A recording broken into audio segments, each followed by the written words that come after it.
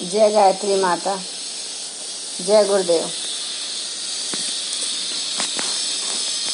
ईश्वर कौन है, कहाँ है, कैसा है, यह पुस्तक चल रही है जो पंडित श्री राम शर्मा आचार्य जी द्वारा लिखित है। इन्होंने पिछले अभी गुर्दे के बारे में ये बता रहे थे कि इनका किस तरीके से काम है और किस तरीके से गुर्दे आपस में एक दूसरे का सहयोग देते हैं। आगे लिखते हैं कि इस तरह का एक अन्य छोटा पुर्जा है जिगर। स्त्रियों का जिगर पुरुषों से थोड़ा हल्का होता है। पुरुषों का जिगर सामान्यतः 1.25 से 1.5 किलोग्राम रहता है। जिगर दाहिनी पसलियों के नीचे तनपुट से सटा रहता है और शरीर का 1/4 रक्त इसमें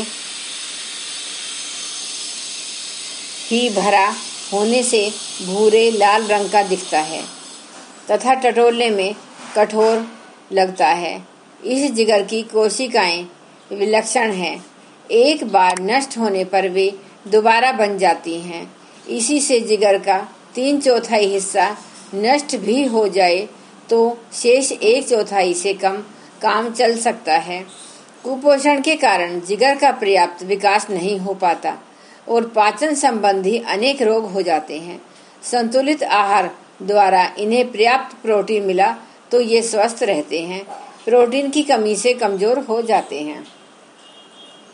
गुर्दे और जिगर की सामान्य हलचलें भी यूं कम आश्चर्यजनक नहीं हैं, पर जब उनके सहयोग से चलने वाले शरीर संतुलन की बात सोचते हैं तो प्रतीत होता है कि उनका जीवन धारण में कितना अधिक महत्व है। समझने को तो हृदय और मस्तिष्क को जीवन का आधार कहा जाता है, किंतु उसकी सत्यता को चुनौती दिए बिना यह कहा जा सकता है कि उपरोक्त 2 पुर्जों में तनिक भी खराबी आ जाए तो दुर्बलता, रुग्णता तथा मरण की परिस्थिति आ धमकने में तनिक भी देर न लगेगी। दोनों समूचे शरीर के आधारभूत रक्त संस्थान को स्वच्छ, स्वस्थ और सशक्त रखने की आधारभूत भूमिका निभाते हैं, पर सामान्यतः उनका क्रियाकलाप कोई अधिक महत्वपूर्ण प्रतीत नहीं होता। बाल जैसी निर्जीव तथा जीवन में सैकड़ों बार काट कर फेंक दी जाने वाली वस्तु भी अपने आप में विशिष्ट और अनुपम है। रोमकूपों से बाल निकलते हैं। ये रोमकूप खोपड़ी की ऊपरी चमड़ी से भीतर लगभग 1/3 इंच धंसे होते हैं। वहीं से बाल अपना पोषण करते हैं। सामान्यतः मनुष्य के सिर में 1,20,000 बाल होते हैं। ये महीने में 3/4 इंच बढ़ते हैं, पर क्रमशः इनकी वृद्धि दर घटती ही जाती है। लगातार 2 वर्ष तक बढ़ने के बाद सामान्यतः बालों का बढ़ना रुक जाता है। 1 वर्ष से लेकर 6 वर्ष तक की बाल की उम्र होती है। उम्र पूरी होने के बाद वह जड़ से टूट जाता है और उसकी जगह नया बाल निकल आता है। बाल सदा तिरछे निकलते हैं, पर कड़ाके की ठंड में या डर के मारे अथवा रोमांच होने पर बाल खड़े हो जाते हैं। बालों की जड़ों में छेदों द्वारा चिकनाई पहुंचती है। रोमकूपों में जितनी स्निग्धता निकलेगी, बाल उतने ही कोमल और चिकने होंगे।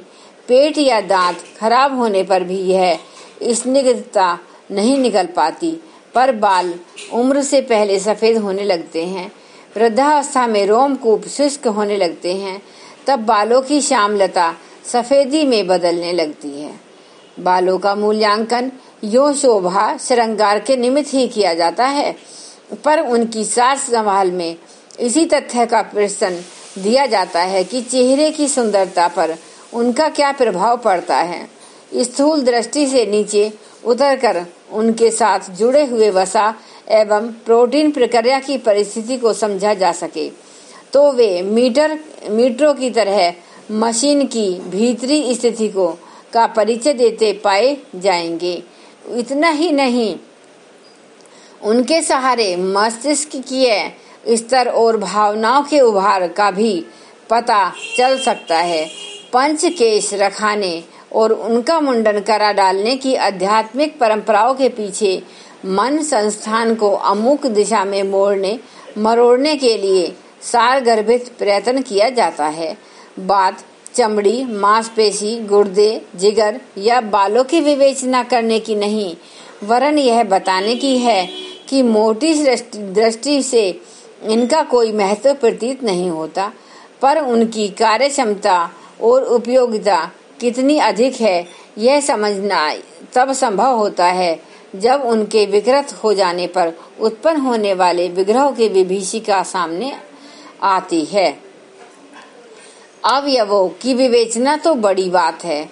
उनकी सबसे छोटी इकाई जीवाणु का यदि पर्यवेक्षण किया जाए तो प्रतीत होगा कि जिस प्रकार जड़ ब्रह्मांड का प्रतिनिधित्व छोटा सा परमाणु करता है, ठीक उसी प्रकार चेतना जगत को समस्त हलचलें जीवाणु के भीतर मौजूद हैं।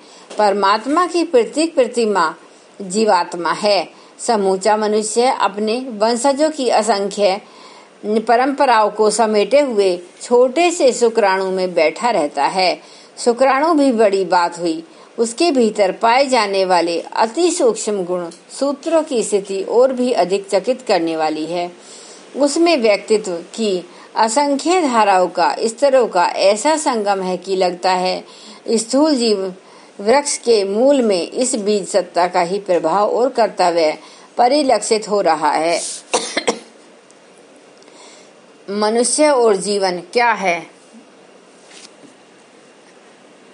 मनुष्य क्या है? इस प्रश्न का उत्तर विज्ञान के पास बहुत ही साधारण है। उसे यही मान लेने पर मानवीय सत्ता अत्यंत तुच्छ और उपहासास्पद बन जाती है। रसायन शास्त्रियों की दृष्टि में मानव शरीर अनेक रासायनिक यौगिकों का सम्मिश्रण है।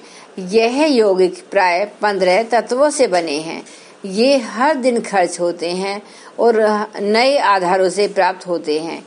इस प्रकार आप व्यय का संतुलन बना रहता है। केमिस्ट्री ऑफ मटेरियल्स के अनुसार शरीर को 100 इकाई का मानकर उसमें तत्वों का प्रतिशत अनुपात इस प्रकार बताया गया है। नंबर 1, ऑक्सीजन 65% वायु और जल से प्राप्त, हाइड्रोजन 10% पानी से प्राप्त। इस प्रकार 75% जीवन साधन वायु और जल से प्राप्त हो जाते हैं।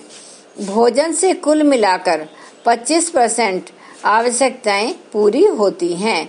इनका विवरण इस प्रकार है।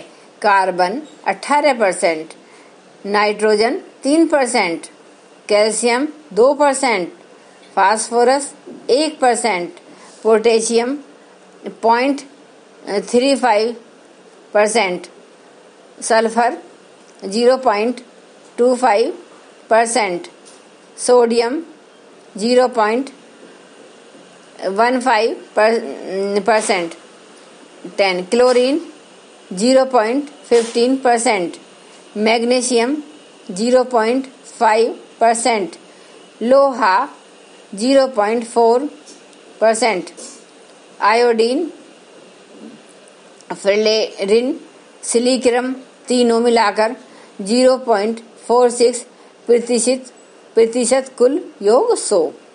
उपयुक्त तत्वों और यौगिकों की आवश्यकता पूरी करने के लिए प्रोटीन, कार्बोहाइड्रेट, अन्न, फैट, चिकनाई, विटामिन, साल्ट, लवण, मिनरल, खनिज, जल की जरूरत पड़ती है। यह पदार्थ किसी को मिलते रहे तो समझना चाहिए उसकी आवश्यकता पूर्ण हो गई है। इससे सब आगे जीवन निर्वाह के लिए और कुछ नहीं करना है। आर्थिक विश्लेषण के अनुसार मनुष्य का मूल्य और कम है।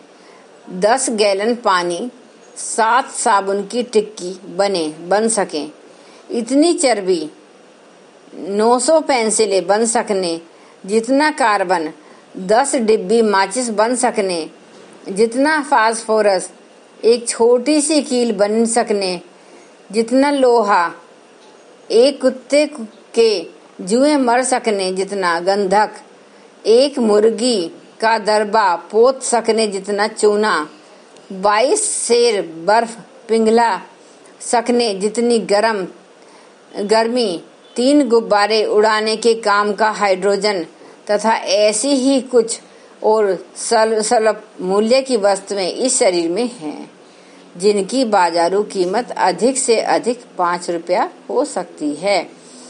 उसकी फेस वैल्यू बाजारू कीमत नहीं के बराबर है। वस्तुतः कीमती तो उसका यथार्थ मूल्य इंट्रिंसिक वैल्यू ही है। यूं नोट की फेस वैल्यू 2-4 पैसे और इसके इंट्रिंसिक वैल्यू छपे रुपए के बराबर होती है, पर मनुष्य के बारे में यह बात उल्टी है।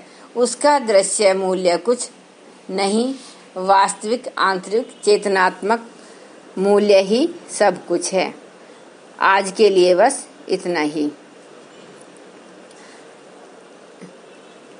पंडित राम शर्मा आचार्य जी ने हजारों पुस्तकें लिखी थी। उन्हीं में से यह एक पुस्तक है, ईश्वर कौन है, कहाँ है, कैसा है, जो मैं आपके सामने सुना रही हूँ।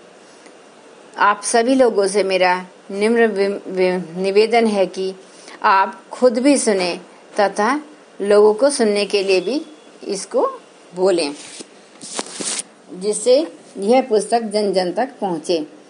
आप सभी लोगों को मेरी तरफ से धन्यवाद। अब एक बार गायत्री मंत्र का उच्चारण करते हैं। ओम भूर्भुवः स्वः तत्सवितुर्वरेण्यं भर्गो देवस्य धीमहि धियो यो न प्रचोदयात्। जय माता दी।